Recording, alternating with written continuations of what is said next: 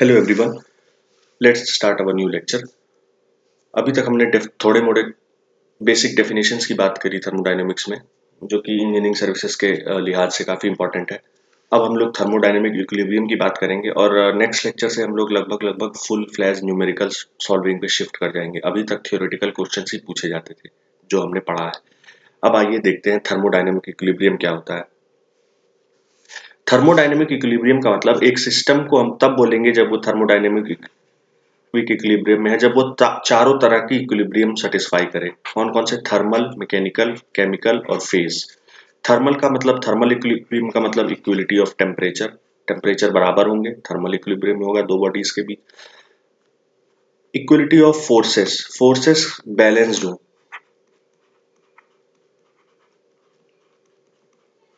Balanced forces हो, मतलब F net zero, तो इसको हम बोलते हैं mechanical equilibrium.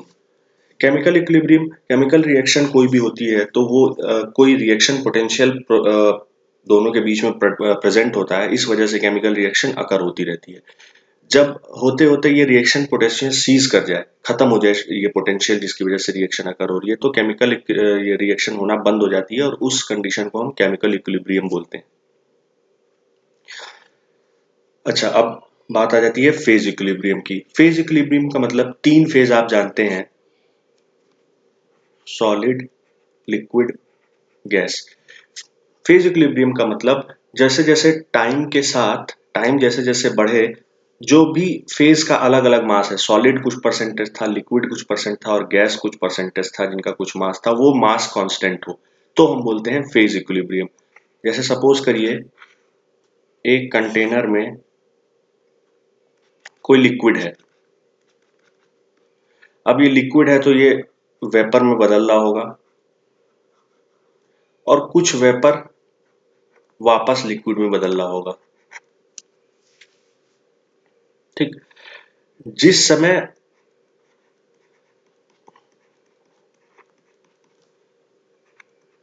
rate of vaporization is equals to rate of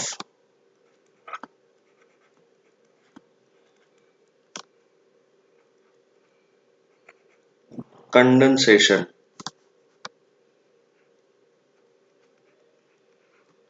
मतलब जितना वेपराइज हुआ लिक्विड उतना ही कंडेंस्ड हो गया, तो मास क्या रहा? Mass of each phase remains constant, इसलिए यहाँ पे ये जब ये हो जाएगा तो हम बोलते हैं फेज इक्विलिब्रियम। जब ये चारों तरह की इक्विलिब्रियम बॉडी सेटिस्फाई करेगी तो हम उसको बोलते हैं thermodynamic equilibrium. I hope clear है, इससे ज्यादा इसमें कुछ जानने की जरूरत नहीं। अच्छा, अब आ जाते हैं हम प्योर सब्सटेंस पे। प्योर सब्सटेंस क्या होता है? A substance is said to be pure substance if it is of homogeneous chemical composition throughout। Homogeneous का मतलब, होमोजीनियस का मतलब, होमोजीनियस का मतलब एक जैसा, एक जैसा। पूरे मिक्सचर में जो केमिकल कंपोजिशन है वो अगर एक जैसा है हर जगह कहीं का भी, तो ऐसे सब्सटेंस को हम क्या बोलते हैं? Pure substance. इसका मतलब ये नहीं कि प्योर सब्सटेंस का मतलब अगर केवल एक ही सब्सटेंस है प्योरेस्ट फॉर्म में तो हम उसको प्योर सब्सटेंस बोलेंगे, जी नहीं। जैसे एग्जांपल देखिए, क्लियर होगा। जैसे ऑक्सीजन एंड नाइट्रोजन का गैसियस मिक्सचर है मान लीजिए, ठीक, इक्वल क्वांटिटी में है मान लीजिए। अब क्या है, मान लीजिए इस कंटेनर में वो मिक्सचर है। अब हम बात करते हैं homogeneous chemical composition through out. मतलब अगर हम यहां से कोई सैंपल पकड़ें, यहां से हमने सैंपल पकड़ा तो चेक करेंगे तो पाएंगे कि भाई यहाँ पे 50% O2 है और 50% N2 है। सिमिलरली कोई सैंपल यहां से पकड़ लेते हैं, थ्रू आउट 50% इसमें O2 है और 50% N2 है इसमें भी, तो ये आपका कैसा सिस्टम हो गया? होमोजीनियस। होमोजीनियस हुआ ये, हर जगह पे सेम कंपोजिशन है, केमिकल कंपोजिशन हर जगह का सेम है, इसलिए कैसा हो गया, होमोजीनियस। एक और एग्जांपल देखिए, मान लीजिए water vapour, water vapour plus water, इसका मिक्सचर है आपके पास, इसकी हम बात कर रहे हैं। मान लीजिए एक कंटेनर है, एक कंटेनर में कुछ कुछ वाटर वेपर और वाटर का मिक्सचर है, नीचे लिक्विड होगा, ऊपर गैसियस फॉर्म में ये वेपर है, ये मान लीजिए वेपर है, तो ये लिक्विड है। अब अगर ये होमोजीनियस है या नहीं कैसे पता करेंगे, एक सैंपल हमने यहां से पकड़ा, यहाँ का केमिकल कॉम्पोजिशन क्या है कि भाई यहाँ पे 100% H2O है, और एक सैंपल हमने यहां से पकड़ा, यहाँ का केमिकल कॉम्पोजिशन क्या है, 100% H2O ही है, भले ही फेज अलग अलग है दोनों का, वेपर है एक लिक्विड है, बट केमिकल कॉम्पोजिशन सेम है, इसलिए ये क्या हो जाएगा, कैसा सब्सटेंस हो जाएगा, प्योर सब्सटेंस। आइए एक चीज और देखते हैं, थर्ड एग्जांपल, जैसे सपोज करिए आपने एक मिक्सचर लिया है ऑयल का, कोई भी ऑयल है, मस्टर्ड ऑयल ले लीजिए, कोई सा भी ऑयल ले लीजिए, H2O, इसको आप मिक्स करेंगे तो चूंकि आप अगर फ्लूइड थोड़ा बहुत जानते हो तो पता होगा कि पानी की डेंसिटी ऑयल की डेंसिटी से ज्यादा होती है, इसलिए पानी नीचे होगा और ऑयल ऊपर, कॉमन सेंस है ये, आप जानते होंगे, ये ऑयल, ये वाटर। अब अगर मैं यहाँ एक सैंपल पकड़ता हूं तो मुझे यहाँ क्या मिलेगा, 100% ऑयल, और यहाँ क्या मिलेगा, 100% H2O। क्या chemical composition through out same है, जी नहीं, तो ये नॉन होमोजीनियस सब्सटेंस हो गया, ये नॉन होमोजीनियस हो गया, this is homogeneous, this is homogeneous, लेकिन ऑयल और वाटर का मिक्सचर कैसा हो जाएगा, नॉन होमोजीनियस। और देखिए एक इथाइल एल्कोहल,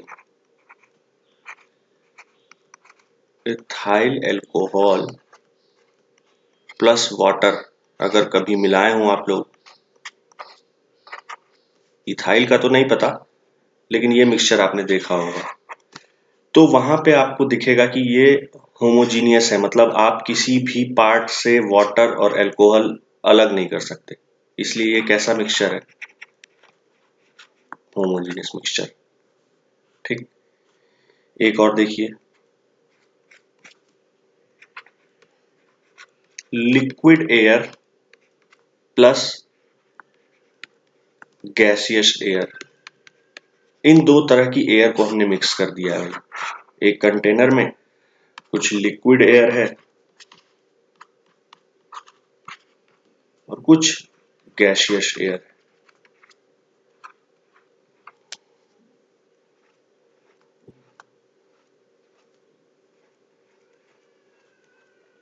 अब क्या, इनको जज करना है कि ये gas, air in gaseous form, air in liquid form. अब क्या होगा कि जब आप चेक करेंगे कि गैस गैस के किसी सैंपल को उठा के चेक करेंगे तो वहां पे जितने भी एयर के कंस्टिट्यूएंट हैं, N2O2, आर्गन, CO2, इनका परसेंटेज, और जो लिक्विड में है ये O2AR, इनका परसेंटेज क्या सेम होगा, क्या सेम होगा, क्या, ये लिक्विड है, ये गैस है, जब गैस लिक्विड में बदलती है, कंडेंसेशन होता है, तो काफी सारी चीजों का चेंज हो जाता है, इनका प्रपोर्शन बदल जाता है। N2 गैसियस फॉर्म में सपोज करिए आपको 78% पता होगी और ये 21%, लिक्विड फॉर्म में वो प्रपोर्शन नहीं रह जाता है, टेम्परेचर बदलता है, चूंकि लिक्विफिकेशन होता है, इसलिए परसेंटेज बदल जाता है, इसलिए ये भी कैसा है, एक non homogeneous mixture, non homogeneous mixture, या फिर ये प्योर सब्सटेंस नहीं है। ठीक है, ये प्योर सब्सटेंस नहीं है, तो प्योर सब्सटेंस क्लियर होगा। अब आइए देखते हैं, एक जब हम रेफ्रिजरेशन एंड एयर कंडीशनिंग पढ़ेंगे तो उसमें एक एजियोट्रॉपिक मिक्सचर या एजियोट्रॉप का नाम आता है। वो एक रेफ्रिजरेंट का टाइप होता है। वो होता क्या है, अगर हम दो रेफ्रिजरेंट इस तरह मिलाएं, मिक्सचर ऑफ दो रेफ्रिजरेंट, ऐसे वो रेफ्रिजरेंट वो बिहेव करें प्योर सब्सटेंस की तरह, तो ऐसे रेफ्रिजरेंट्स को हम एजियोट्रॉप या एजियोट्रॉपिक मिक्सचर कहते हैं। आरएसी में इसका सवाल पूछा जाएगा आपसे, इनका नाम कैसे लिखते हैं, ये क्या होते हैं। तो mixture of refrigerant behaving as pure substance, that's all. ये होते हैं एजियोट्रॉपिक मिक्सचर। ओके, अब आते हैं हम लोग गिब्स फेज रूल पे कि गिब्स फेज रूल क्या है। तो गिब्स एक साइंटिस्ट थे जिन्होंने एक फॉर्मूला दे दिया था कि अगर हमें किसी कोई सिस्टम है उसमें कितने फेज हैं ये पता है, ठीक है, नंबर ऑफ कंपोनेंट हैं ये कितने पता है, number of non compositional variable कितने हैं ये पता है, तो हम एफ निकाल सकते हैं। एफ क्या होती है, डिग्री ऑफ फ्रीडम। अब क्या बोलते हैं वो, तो थर्मोडायनेमिक्स में हमारा गिब्स फेज रूल का फॉर्म हो जाता है P plus F is equals to C plus two, क्योंकि जो नॉन कंपोजिशनल वेरिएबल होते हैं वो थर्मोडायनेमिक्स में हम फिक्स कर देते हैं। जैसे फिक्स करने का मतलब दो फिक्स है, अब आप कोई भी ले सकते हैं, प्रेशर टेम्परेचर, प्रेशर वॉल्यूम, ठीक है, प्रेशर इंथैल्पी, कोई भी दो आप नॉन कंपोजिशनल वेरिएबल ले लेंगे, इसलिए हमने n की वैल्यू दो फिक्स कर दी है। P is number of phase solid liquid gas. This is basically number of possible phase. Possible phase मतलब कोई सब्सटेंस अगर सॉलिड में है तो उसका हम P1 नहीं रखेंगे। उस टेम्परेचर पे अगर वो लिक्विड में भी एग्जिस्ट कर सकता है और गैस में भी एग्जिस्ट कर सकता है, तो P भले वो इस समय सॉलिड में हो लेकिन वो एग्जिस्ट कर सकता है तीनों की तरह। तो हम यहाँ पे P की वैल्यू थ्री लेंगे। कैसे, जैसे अगर हम अभी बात कर लेते हैं, आगे एग्जांपल में बात कर लेते हैं। तो फेज ये हो गया, डिग्री ऑफ फ्रीडम हम निकाल लेते हैं, नंबर ऑफ केमिकल कंस्टिट्यूएंट होता है C और N is 2। Degree of freedom क्या होता है, minimum number of intensive independent variable required to fix the state of the system. हमने जब बात करी थी स्टेट और प्रोसेसेस की तो बोला था any condition of the system is state, और स्टेट को हम बताते कैसे हैं, ये हम था कि any condition of the system is state. State को हम बताते कैसे हैं, तो हम यहाँ की इंटेंसिव प्रॉपर्टीज लिखना शुरू कर देते हैं, इस स्टेट की, इस स्टेज की। तो जितनी minimum number of intensive properties हमको चाहिए इसका स्टेट फिक्स करने के लिए, सपोज करो हमने यहाँ वॉल्यूम बता दिया। अब केवल वॉल्यूम बता के तो आप नहीं बता सकते इसका स्टेट क्या है, क्योंकि वॉल्यूम तो फिक्स हो गया लेकिन इनफाइनाइट प्रेशर की वैल्यू कुछ भी हो सकती है यहाँ से यहाँ तक। इसलिए मिनिमम नंबर ऑफ वेरिएबल जो कि ये बता सके कि कितनी चीजों की जरूरत होगी इस स्टेट को फिक्स करने के लिए, वही होता है डिग्री ऑफ फ्रीडम। ठीक, इतना क्लियर है। आइए देखते हैं एग्जांपल।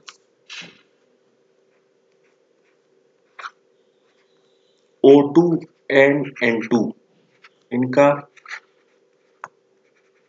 गैसियस मिक्सचर है सपोज करिए। अब लगाइए गिब्स फेज रूल लगाते हैं, तो P plus F is equals to C plus two, ये हमें पता है। ठीक, P ये गैस दे रखा है तो P क्या हो गया, गैस दे रखा है तो P1 हो गया। डिग्री ऑफ फ्रीडम तो हमें निकालनी है, और C नंबर ऑफ कंपोनेंट्स कितने हैं, ऑक्सीजन है और नाइट्रोजन है, दो कंपोनेंट्स 2 प्लस 2, तो F आ गया आपका 3। इसका मतलब मुझे तीन वेरिएबल इंडिपेंडेंट वेरिएबल चाहिए होंगे इस सिस्टम का स्टेट फिक्स करने के लिए किसी टेम्परेचर पे, राइट। एक और एग्जांपल देखते हैं। सपोज कर लिए वाटर है और प्लस वाटर का वेपर है, राइट। लगाइए P plus F is equals to C plus two. कितने फेज है, ये हो गया आपका लिक्विड H2O और ये हो गया H2O वेपर, तो भाई दो फेज तो साफ साफ दिख रहे हैं। प्लस एफ ही तो हमें निकालना है। कंपोनेंट इस बार कितने हैं, देखिए ये भी H2O है ये भी H2O है, तो मैं क्या बोल सकता हूँ, C की वैल्यू 1 है, तो F यहाँ से कितना आ गया 1। इसका मतलब इस सिस्टम का स्टेट फिक्स करने के लिए मुझे कोई भी एक इंडिपेंडेंट प्रॉपर्टी पता चल जाए, इंटेंसिव प्रॉपर्टी, तो मैं बोल सकता हूँ कि हाँ बाकी सारी चीजें मुझे पता चल जाएंगी देख के कि इसमें क्या है। ठीक। अब जैसे जो मैं बात कर रहा था कि नंबर ऑफ फेज जितने पॉसिबल हो वो लेते हैं। जैसे एक है,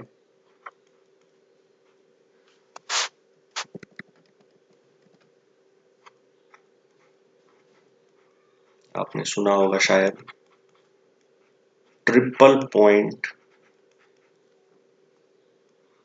ऑफ वाटर। ट्रिपल पॉइंट का मतलब क्या हुआ? एक ऐसा टेम्परेचर जिसपे वाटर की तीनों फेज में को एग्जिस्ट। मतलब जरूरी नहीं है कि जब आप ट्रिपल पॉइंट पे कोई सैंपल उठाएं तो उसमें तीनों फेज आपको दिखे, लेकिन ट्रिपल पॉइंट ऐसा पॉइंट होता है जहां पे तीनों फेज में को एग्जिस्ट। उस टेम्परेचर पे वो सॉलिड भी हो सकता है आइस के फॉर्म में, वो लिक्विड भी हो सकता है वाटर के फॉर्म में, और वो वेपर भी हो सकता है। इसीलिए इसको ट्रिपल पॉइंट बोलते हैं। मे को एग्जिस्ट। अब लगाते हैं यहाँ की फेज रूल, तो P plus F is equals to C plus two. P देखिए, P मैंने बोला था कि नंबर ऑफ फेज उस टेम्परेचर पे जो कि एग्जिस्ट कर सकते हैं। यहाँ पे तीन है, तीन फेज एग्जिस्ट कर सकते हैं। C की वैल्यू देखिए क्या है, वाटर ही है, तो C तो 1 हो गया। डिग्री ऑफ फ्रीडम 0 आ गया। डिग्री ऑफ फ्रीडम 0 मतलब समझ रहे हैं, ट्रिपल पॉइंट बोलना ही सफिशियंट होगा कि मुझे सारी प्रॉपर्टी पता चल जाए वहां की। उस समय जो वाटर का स्टेट है उससे सारी प्रॉपर्टी, केवल किसी इंटेंसिव प्रॉपर्टी की सेट की जरूरत नहीं है। ट्रिपल पॉइंट अपने में ही एक सफिशियंट डेटा दे देता है मुझे। अब प्रेशर कितना होता है ट्रिपल पॉइंट पे,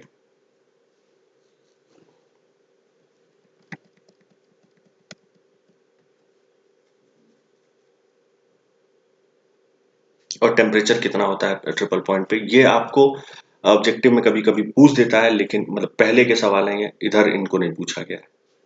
अगर वैसे भी हम जब हम प्योर सब्सटेंस सब्जेक्ट चैप्टर पढ़ेंगे, प्रॉपर्टीज ऑफ प्योर सब्सटेंसेस, तो हम इसको देख लेंगे कि क्या होता है ट्रिपल पॉइंट का टेम्परेचर और प्रेशर ट्रिपल पॉइंट पे जब वाटर पे होता है।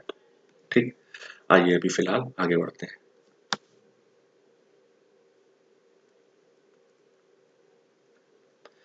अब यहां से बेसिकली थर्मोडायनेमिक्स के लॉज शुरू होंगे।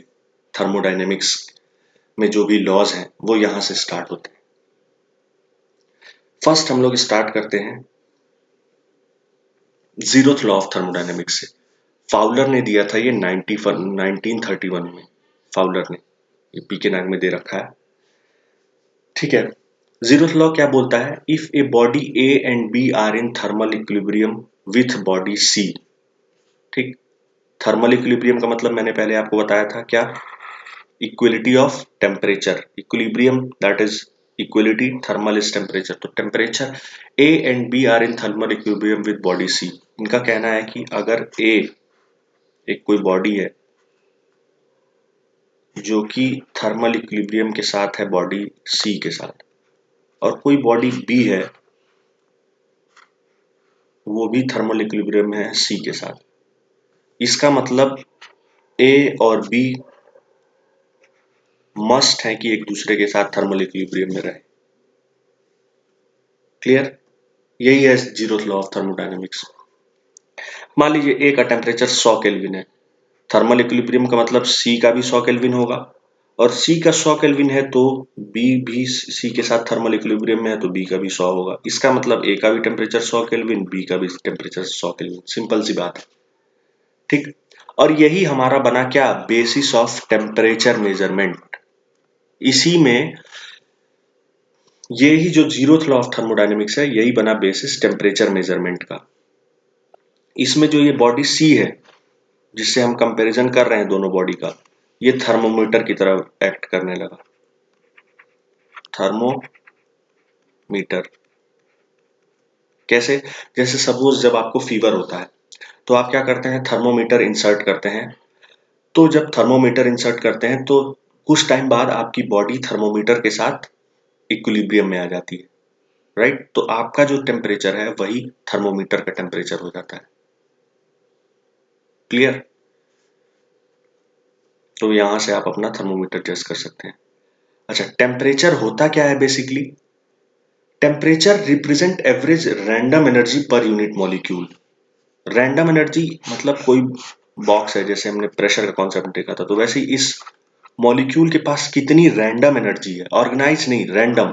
रैंडम एनर्जी का मतलब वो सारी एनर्जी कंसिडर कर लेगा जो इसके मूवमेंट के कारण, ब्राउनियन मोशन के कारण पैदा होती है। Random energy per unit molecule is the represent by temperature. ये टेम्परेचर से हम रिप्रेजेंट करते हैं। जितना ज्यादा टेम्परेचर होगा इसका मतलब random energy per unit molecule उतना ज्यादा होगी। कहने का मतलब ये है।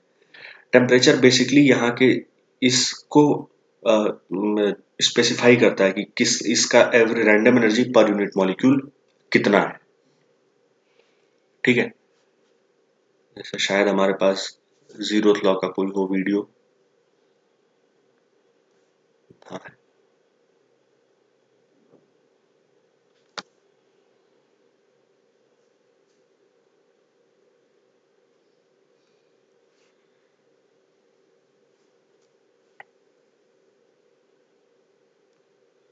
ठीक है।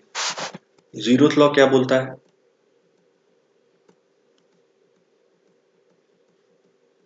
देखिए,